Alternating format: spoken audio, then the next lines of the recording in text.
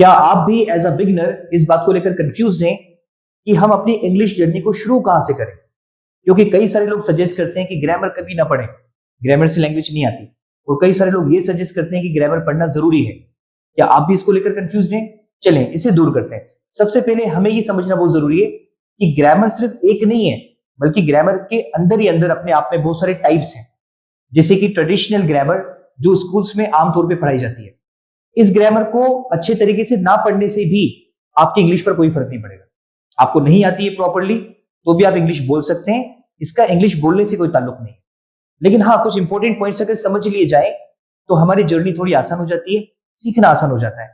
जैसे मिसाल के तौर पर नाउन क्या है, एडजेक्टिव क्या है, इसके टाइप्स क्या हैं, ये अगर आपको नहीं भी आते चलेगा। जैसे हिंदी बोलते हैं हम, तो हमें हिंदी का जो सेंटेंस, जो भी वाक्य आप बोल रहे हो, उसके बारे में ठीक से पता नहीं होता।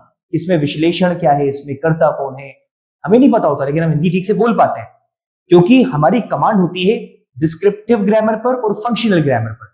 यानी कि वो ग्रामर जो आपको रूल्स के बारे में सिखाती है, जो आपके सेंटेंस को सही और गलत में फर्क समझाती है। तो ये ग्रामर समझना पढ़ना बहुत जरूरी है, ये बहुत इंपॉर्टेंट है। तो आप ज्यादा फोकस करेंगे अपने फंक्शनल ग्रामर पर, यानी स्ट्रक्चर्स पर, और हाँ, उस पर आप सेंटेंसेस बनाकर प्रैक्टिस कर करके अपनी इंग्लिश को इंप्रूव करें। बहुत सारे बच्चे एक चीज और करते हैं, वो वोकैब पर बहुत ज्यादा मेहनत करते हैं, यानी कि एडवांस लेवल वोकैबुलरी पढ़ना शुरू करते हैं यूट्यूब से, इंस्टाग्राम से। उनको सिर्फ याद करते रहते हैं बस, लेकिन वो याद करने के बावजूद भी वो इंग्लिश नहीं बोल पाते। उसकी वजह क्या है? क्योंकि उनके पास स्ट्रक्चर्स नहीं होते, उनके पास वो इंपॉर्टेंट चीजें नहीं होती, वो टूल्स नहीं होते जिस पर वो उन वर्ड्स को, उस वोकैब को इस्तेमाल कर सकते हैं। तो सबसे इंपॉर्टेंट पॉइंट क्या है कि आपको ज्यादा फोकस करना है फंक्शनल ग्रामर पर, यानी स्पोकन इंग्लिश पर। और सबसे इंपॉर्टेंट बात, इसके बाद आपको प्रैक्टिस ज्यादा करनी है ताकि वो सारी चीजें आपकी कमांड में आए। एक बार वो स्ट्रक्चर्स आपकी कमांड में आ गए तो जो वोकैब आपके पास पहले से है, आप उसका उन स्ट्रक्चर्स में यूज कर सकते हैं, और जो आप नई वोकैब उसके बाद पढ़ते हैं तो वो भी इस्तेमाल होना शुरू हो जाएगी। ये बिल्कुल ऐसा है कि आप मान लें कि वोकैब एक पेट्रोल की तरह है और आप बहुत सारा पेट्रोल इकट्ठा कर रहे हो अपने पास। क्या वो पेट्रोल किसी काम का है? जब तक आपके पास इंजन नहीं है, किसी काम का नहीं है। और स्ट्रक्चर्स का सीखना, फंक्शनल ग्रामर का पढ़ना, स्पोकन इंग्लिश का पढ़ना ऐसा है जैसे कि आप इंजन पे काम कर रहे हो, आप इंजन बना रहे हो। जब आपके पास इंजन होगा तो पेट्रोल किसी काम का है, वरना वो पेट्रोल काम का तो नहीं है, नुकसानदेह तो हो सकता है।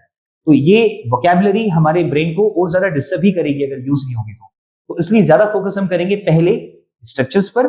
हम इसमें टेंसेस स्टडी कर सकते हैं, इसमें कुछ आप ट्रेडिशनल ग्रामर भी पढ़ोगे और कुछ डिस्क्रिप्टिव ग्रामर और फंक्शनल ग्रामर भी स्टडी करोगे। फिर आप उसको बहुत ज्यादा प्रैक्टिस करिएगा, क्योंकि एक बात आपको भी पता है, practice makes a man perfect.